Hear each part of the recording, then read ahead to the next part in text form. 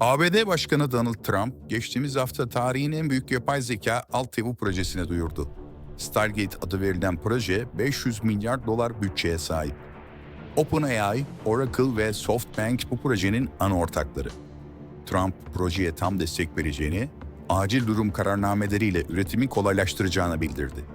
Böylelikle enerji ve arazi kısıtlamalarının aşılması ve 4 yıl içinde dünyanın en büyük yapay zeka altyapı ağına sahip olunması hedefleniyor. Peki neden böyle bir şeye ihtiyaç duydular? Neden bu işe böylesine büyük bir yatırım yapıyorlar?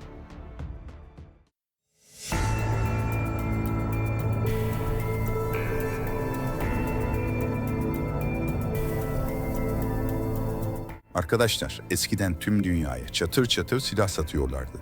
Yüksek teknolojili ürün satışlarında tekel konumundaydılar. Biz yaparsak olur, biz satarsak alırlar. Biz daha iyisini yapana kadar en iyisi bu havasındaydılar. Ama şimdi işler değişti.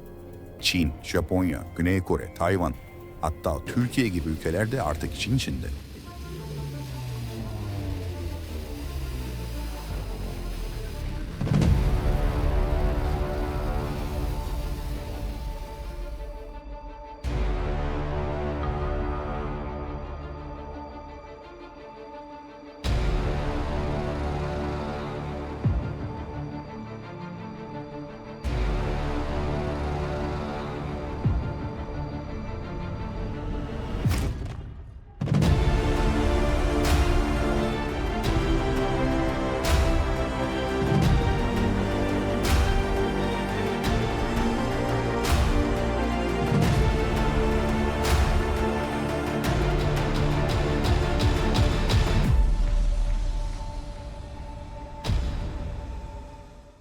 Elon Musk, Trump'ın açıklamasından birkaç ay önce Amerika'nın yıllardır F-35'e yaptığı yatırımın parayı çöpe atmak olduğunu, geleceğin insansız sistemlerde olduğunu söylemişti.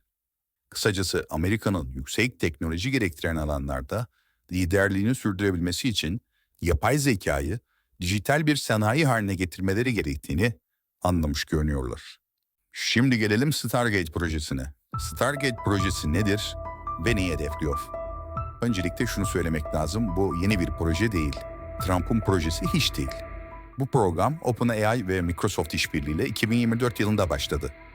Amaçları Stargate adında bir süper bilgisayar ağ kurmaktı. Dünyanın en güçlü yapay zekası ve dünyanın en güçlü veri merkezini kurma fikriyle yola çıkan bu firmalar, OpenAI'nin her geçen gün artan hesaplama ihtiyaçları nedeniyle gelecekteki projeleri için çok daha fazla donanıma ve enerji ihtiyaçları olduklarını anlattılar.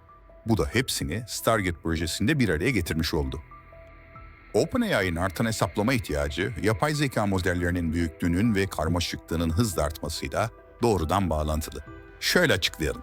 OpenAI, GPT-4 gibi devasa dil modelleri geliştiriyor ve gelecekte GPT-5, GPT-6 gibi daha da büyük yapay zeka modelleri üretmeyi planlıyor. Bu modellerin eğitilmesi için milyonlarca CPU ve özel yapay zeka çipleri gerekiyor. ChatGPT, DALL-E, Codex gibi araçlar milyonlarca kullanıcı tarafından anlık olarak kullanılıyor. Özellikle kurumsal müşteriler için daha hızlı ve güçlü modeller gerekiyor. OpenAI artık sesli yapay zeka, video üretimi, gerçek zamanlı analizler ve gelişmiş yapay zeka asistanları gibi yeni alanlara yöneliyor. Bu tür gelişmiş sistemlerin çalışabilmesi için devasa veri merkezlerine ve yüksek kapasiteli sunuculara ihtiyaç duyuluyor. GPT-4'ün eğitimi bile milyarlarca dolara mal oldu. Dolayısıyla OpenAI'nin gelecekteki projeleri için çok daha fazla donanıma ve enerjiye ihtiyacı olduğunu söyleyebiliriz. İşte bu yüzden Microsoft, Oracle, Nvidia gibi büyük teknoloji devleriyle ortaklık kurmak zorundaydılar. Özetleyecek olursak, OpenAI'nin yapay zeka modelleri daha büyük ve güçlü hale geldikçe bunları çalıştırmak ve eğitmek için devasa veri merkezlerine ve hesaplama gücüne ihtiyacı var. Stargate'de tam olarak bu ihtiyacı karşılamak için hayata geçirilmek isteniyor. Tabii Donald Trump da seçim öncesi böyle bir projeden haberdar olunca projeyi hemen sahiplendi. McKinsey raporuna göre küresel veri merkezi talebi 2030'a kadar 3 kat artacak. Yıllık büyüme oranının %19 ila 27 arasında olacağı tahmin ediliyor. Oracle'ın teknoloji direktörü Larry Ellison, ilk veri merkezinin inşaatına Teksas'ta başlandığını açıkladı. Projenin 100.000 kişiye istihdam sağlaması bekleniyor. Stargate projesinin ortakları arasında İngiliz çip üreticisi ARM, Amerikan Nvidia ve Microsoft da var. Kısacası bu proje, yapay zeka teknolojilerinin gelmiş geçmiş en kapsamlı girişimi olarak tarihe geçmeye hazırlanıyor. Ancak birçok kişinin aklında şu soru var. Sizce de bu proje Terminator filmlerinde insanlığın anasını ağlatan Skynet'e benzemiyor mu?